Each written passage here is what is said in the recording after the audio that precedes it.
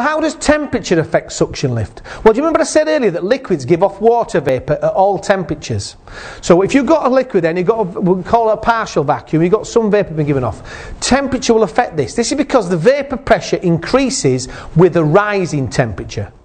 Now, the boiling point is when the vapour pressure is the same as atmospheric pressure. So if you heat up water in a cup or in any way you like, you heat water up to its boiling point, that is when the vapour pressure, the vapour pressure of the liquid is the same as atmospheric pressure, and it will just boil off. So that's the principle.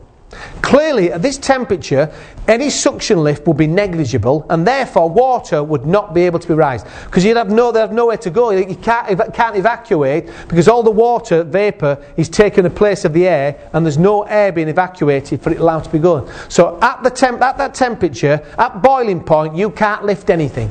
That's the rule. You can't lift anything. Now this chart shows you the effect of temperature on suction lift. As you can see here, the maximum lift possible at 5 degrees C is approximately 8 metres. The maximum lift possible at 40 degrees C is 7 metres. Now the maximum lift quickly drops off at higher temperatures. At 70 degrees C it's 4 metres, and 80 degrees C it's 2 metres. Any higher and it's virtually zero. Do you understand how temperature can affect? So you do not want that water to get hot, and that's the principle of not allowing pumps to get hotter and hotter and hotter, because if the water gets hotter and hotter and hotter, you can't lift the water. Very important fact. Very important fact. So don't forget, I said, as you reduce the pressure, you reduce the boiling point of a liquid. So as you reduce the pressure above a liquid, you reduce the boiling point of that liquid. In other words, if you boil a kettle at sea level, the water boils at approximately, we all know, 100 degrees C. What happens if you took that kettle onto Mount Everest and tried to boil that kettle? Well, I can tell you now, at about 30 degrees C, that water would boil.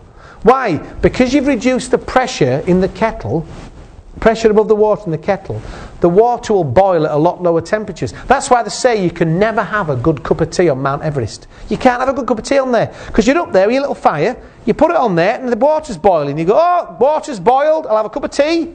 But that's cold.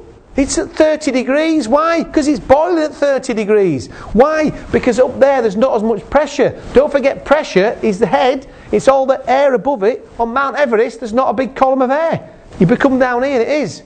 Now if you boil the same kettle in a cave located at half a mile down, the boiling point of water would be about 160 degrees. It'll be boiling hot. Do you understand? The boiling point depends on the pressure. And this is the principle of a pressure cooker. If you can increase the pressure above the liquid will boil at a higher temperature. The principle of a pressure cooker is, if they increase the pressure above the liquid to say 200 bar, whatever pressure they increase it to, it increases the boiling point of the water. So the water's boiling at a lot higher temperature. And that's the principle of a kettle.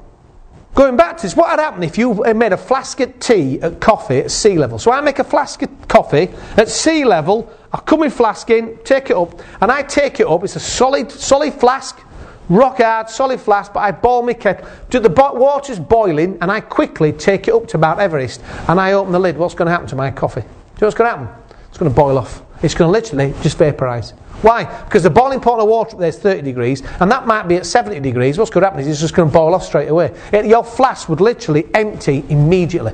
And it was solid. You just open it up, and all the coffee would just boil out of there. Now, reducing the pressure above a liquid, as I said, not only reduces the boiling point, but it increases the amount of vapour which is released at the surface. Now, this principle can cause issues for the fire service when trying to raise water and pump it. So when they're carrying out suction from a river or something like that to get water to flow, this can cause real problems. The most widely used pump by the fire service is a centrifugal pump. And its very principle is water enters an impeller. The impeller speeds it up and it throws the water out. Centrifugal pump throws the water out to the outer kit, which increases its velocity. So it gives it velocity energy, and then this velocity energy is turned into pressure energy. And then what happens is, so the pump imparts initially velocity energy to the water. Then it changes it in the casing back to pressure energy. It gives it pressure at the valve. And then when you get to flow, it flows, and when it gets to a nozzle, it converts this pressure energy by reducing the cross-sectional area into kinetic energy to allow it to flow. Do you understand what it does? That's the principle of centrifugal pump.